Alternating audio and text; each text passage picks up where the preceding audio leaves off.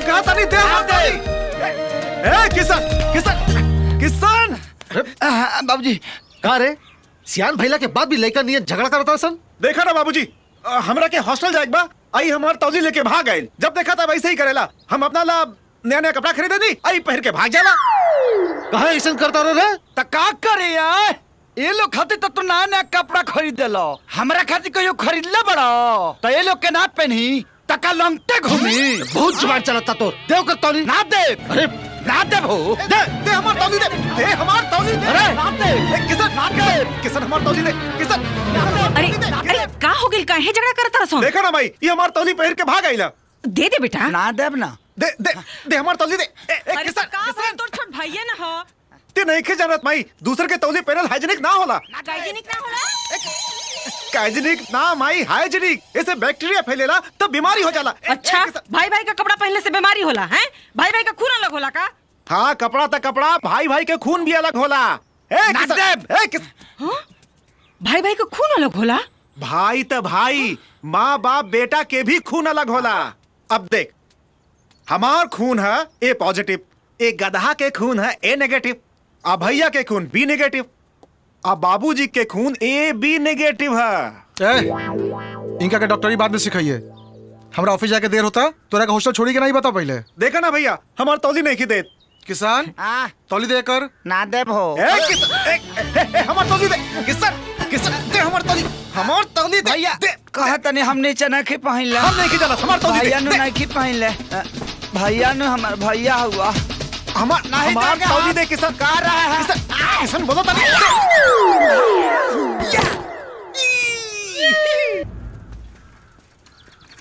कहा जाता रे? कॉलेज जाता नहीं। का कॉलेज जाता नहीं? जब देखा पान दुकान वाला क्या खड़ा रहला है? अरे पढ़ाई लिखाई छोड़ और हमरा संगे खेत में काम कर, बहुत काम बा खेत में। हाँ वो खेत में काम।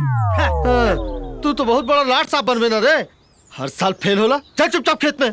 बाबूजी अब की पास होके दिखाई, तू देख लिया। एगो बात बतावा, ई तू रोज का हमारे के कहला खेत में काम करे के हो? हाँ एगो हमार बात गांठ मान लो, हम कहियो जीवन में खेत में काम ना करब। ते तो बहुत बड़ा कलेक्टर बनबे ना रे, तेज लड़का हफ्ते में चिना जाला। आज बहुत बढ़िया हक के आयल बानी। अरे ए राम के भाई, हाँ? ई जरा किसनवा के जेब वेब चेक कइल करा, ई गुटका सुटका तो नहीं के खात? आ गइल ससुरा सनी के 7.5।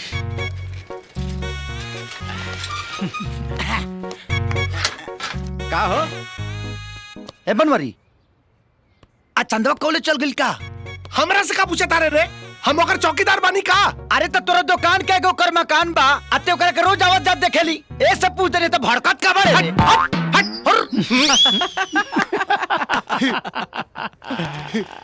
ए झगरू, ए बुधौन, एगो बात बताई। बताला?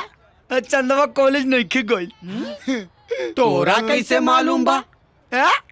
हौ देख, ओकर सहेली हो जाओ तारी सा, तो अकेले कॉलेज थोड़ी जाई। प्रभु अबे हमें कौन बर्बाद बबे, ई तो कोनो अनहरो बता दी। अनहर बता दी, तोरा खानी बानर ना बता। ए चंदा, अच्छा तू लोग चंदा तोर सहेली आ गए सन रे।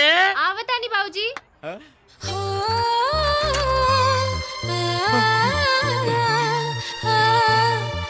हेलो चंदा, काल बा।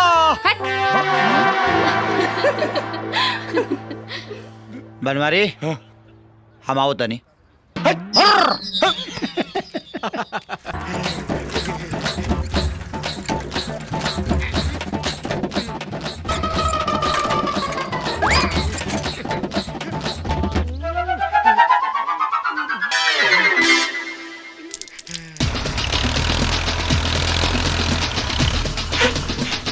अरे जोखना, ये साइकिल कौना के हारे? अरे जोखना, ई साइकिल हमार है रे। ए जोखना, जौना के भी हो जल्दी हटावे के बोल। अरे जोखना, जब तक हमारा पूरा पेशाब ना हो जाए ई साइकिल ना हटी रे। अरे जोखना, कितना देर लगी रे? इतना देर में तो 10 काटा खेत बांट गए रहे। अरे जल्दी हटावे के बोल, ना तो ठोक दे। अरे जोखना, ई रोडवा कोनो के बाप के ना, जब हमार मर्जी करी तब हटाई रे। ई बात बा। हैं? अच्छा तो देख हम का करता नहीं, ये देख।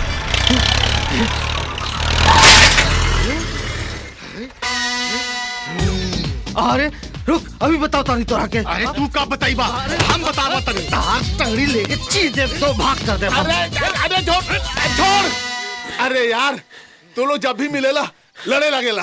अरे कबहू तो प्यार से रहा। अरे ही पंचर वाला संगे कौन प्यार से रही? अरे ते जोखला चुप रहा, अभी एकरा के छट्टी के दूध याद दिला अरे दे। एक को भी भंटा बोए वाला हमरा जैसे बिजनेसमैन आदमी से लड़ाई करे के तो आर औकात नहीं करे। बारे एगो पंचर के दुकान खोल के अपन आप के टाटा बिला बुझता रे। अरे का बात तोरा लगे, एगो बेटी ऊ तोरा के एक दिन छोड़ के चल जाए। अरे हमरा के देख, हमरा के अरे 3 लड़का के बाप बनी, 3 लड़का के का हट आइल बड़े।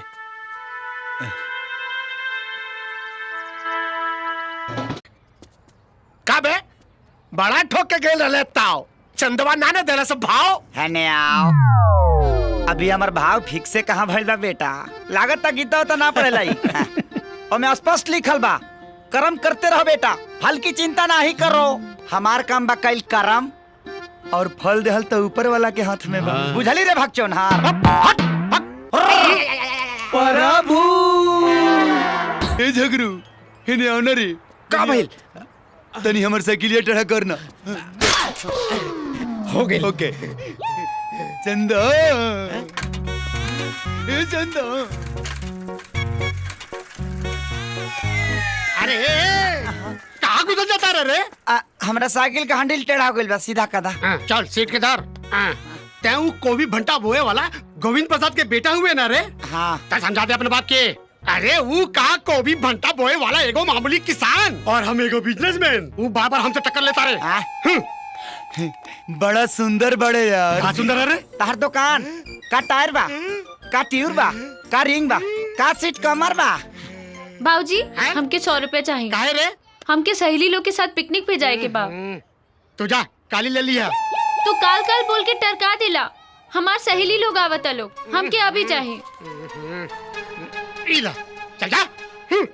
हाय हाय का ये स्टाइल बा, लेकर स्टाइल रे। तारा मोच के का मोच बता। हाँ हाँ तनी चंदा से पूछा ना वो कहाँ जाती है।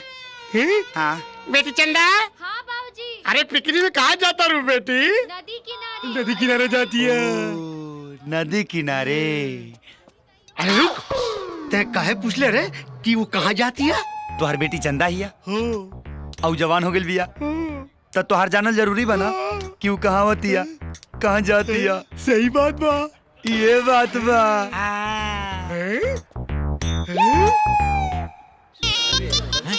हो दे आगे लिसन रे। चलो चल के देखल जाओ, चलो। एक किसान सब गुस्सा में नहीं आवत रिसन, चल भागे के रे भाई। अरे रुका सा लड़की के खींच टाइम फीस साइड डाउन। ए तू लोग यहाँ का करे ताड़ा? मछली फंसावत तानी लेकिन एको गो ना फंसली सा, भगवान जाने कभी फंसी। चुप, देखा फालतू बात मत करो। हमनी के एजा पहले से पिकनिक के प्रोग्राम रहल, तू लोग भागा यहाँ से, भागो हटा। हटा हमनी के क्या हटी सा? हाँ तारा लोग के बैठे के बाद जा कहने कचरा पार्टी में बैठा लो, बुझाइल? बोलत तो ऐसे बड़ी जैसे कि जगह इनका बाप के है। ए हमरा बाप के नाम मतलब। कुछ भी कह चंदा, लेकिन जब तू खिसियालू तो बहुत सुंदर लागेलू। लगम ना, भगवान हमके फुर्सत से बनवले बाड़े।